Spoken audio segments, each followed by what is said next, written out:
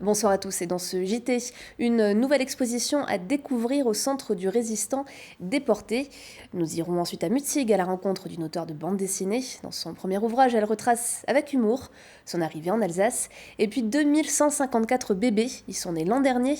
La maternité de la clinique Sainte-Anne à Strasbourg fête ses 90 ans. Mais pour commencer, EDF a confirmé ce matin la fermeture définitive de la centrale nucléaire de Fessenheim l'année prochaine. Le premier réacteur s'arrêtera le 22 février, le second le 30 juin. En service depuis 1977, la centrale de Fessenheim est la plus vieille en France. Elle emploie aujourd'hui 850 salariés. A noter qu'un comité de pilotage sur l'avenir du territoire de Fessenheim travaille depuis l'an dernier à anticiper l'après-centrale. La secrétaire d'État à la transition écologique Emmanuelle Wargon était justement à Fessenheim jeudi dernier pour participer à une de ces réunions. Plus de 100 000 bébés y sont nés depuis 1929. La maternité de la clinique Sainte-Anne à Strasbourg fête ses 90 ans. À l'occasion de cet anniversaire, immersion dans la vie des professionnels qui la font vivre, Cécile Motz.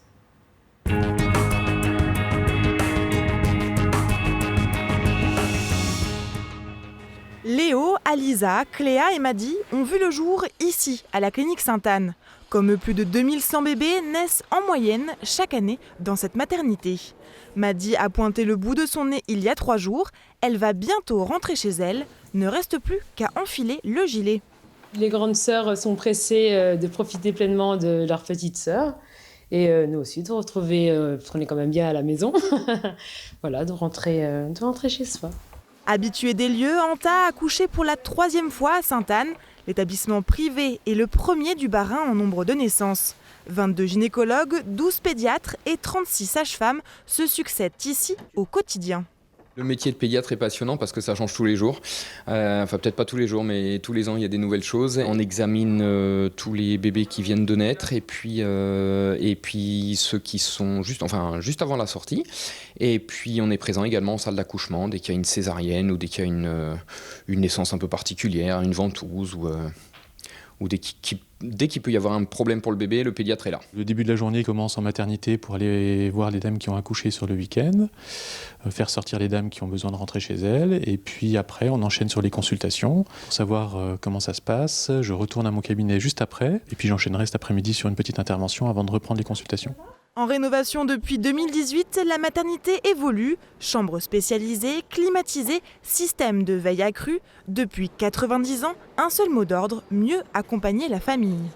Cette longévité s'explique par une volonté d'être un des acteurs importants de la naissance à Strasbourg. Ça s'explique aussi par cette recherche de s'adapter tout le temps. Encore une fois, le devenir parent. C'est quelque chose qui évolue. Les demandes des mamans, les demandes des couples, les demandes des papas, de plus en plus, ne sont pas les mêmes. Et en même temps, on reste beaucoup moins longtemps à la maternité.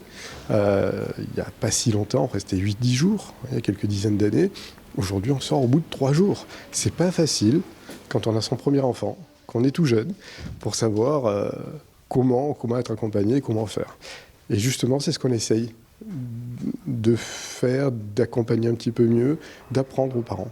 La clinique souhaite continuer à se moderniser. La fin des travaux de rénovation est prévue pour 2020.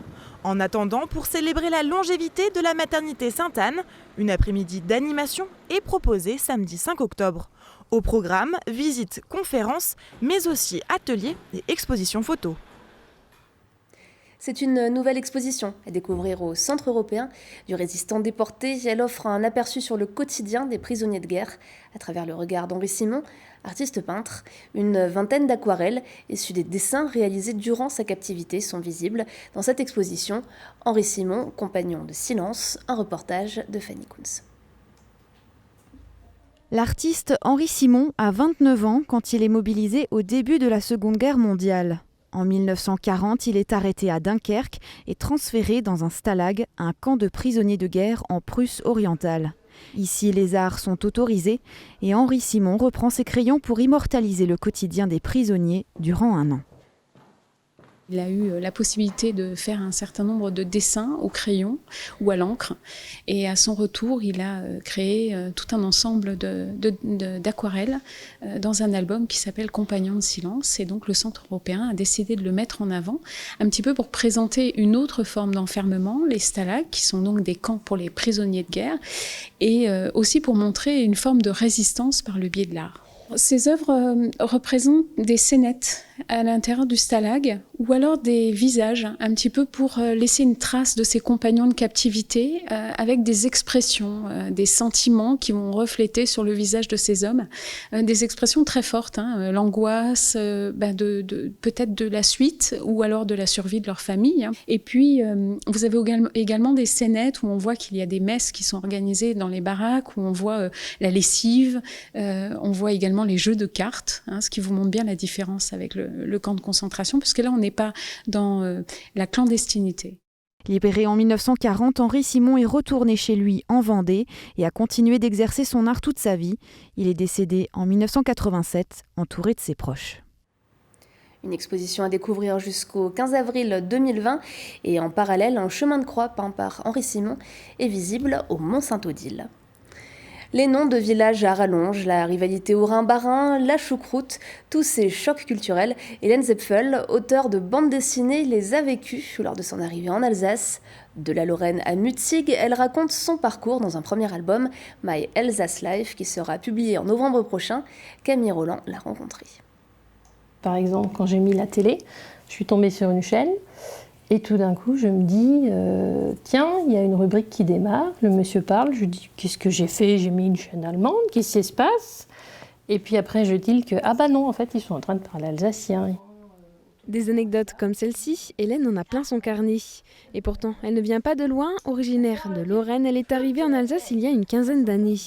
Et alors qu'elle se pensait en terrain connu, les chocs culturels s'accumulent. Des instants du quotidien qu'elle a choisi de raconter dans une bande dessinée autobiographique. C'était de montrer comment je me suis adaptée à l'Alsace, puisque comme toute personne qui arrive dans une nouvelle région, elle pense la connaître, et finalement non, elle se rend compte que pas du tout. Ce qu'on connaît, c'est les clichés qu'on en a, les idées peut-être un peu reçues, et quand on commence à bien connaître les gens, on se dit mais il faut que je fasse comprendre aux autres comment ils sont, surtout que moi je suis arrivée plutôt du côté campagne rurale. Donc je me suis dit, les gens ne connaissent pas du tout cette Alsace-là. Je suis en train de mettre au propre une case que j'ai fait très très sommairement sur le brouillon de la case pour placer les éléments. Le dessin, elle est tombée dedans depuis toute petite. Depuis 1996, elle dessine des illustrations et planches de BD dans des fanzines avant de publier ses propres œuvres. Grâce à un financement participatif, elle compte bien réaliser son rêve, publier un album BD. Après des années, elle a fini par trouver son style, toujours avec une note d'humour. C'est venu de personnages caricaturaux japonais qui sont réduits presque à l'apparence de bébés un peu joufflus. C'est le style kawaii, qui veut dire mignon en japonais. J'ai trouvé que pour un style humoristique, ça s'y prêtait bien. Elle planche déjà sur son deuxième album, mais avant, elle compte bien faire connaître My Alsace Life dans des festivals et la commercialiser sur Internet.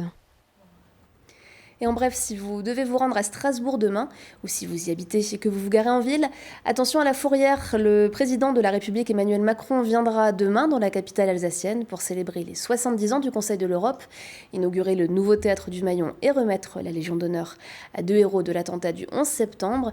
Un déplacement qui ne va pas sans son lot de perturbations pour la circulation et le stationnement des voitures. C'est l'image du jour par Cécile Motz. Attention, si vous avez l'habitude de garer votre véhicule près de la place Broglie, de l'Orangerie ou du Wacken, dès cette nuit 1h jusqu'à demain 22h, de nombreuses rues seront interdites au stationnement, comme la rue de la Fonderie, le quai Jacques Sturm, la rue Brûlée ou encore l'avenue de l'Europe et le boulevard de Dresde. La circulation, y compris piétonne et cycliste, sera également interdite au passage du cortège présidentiel.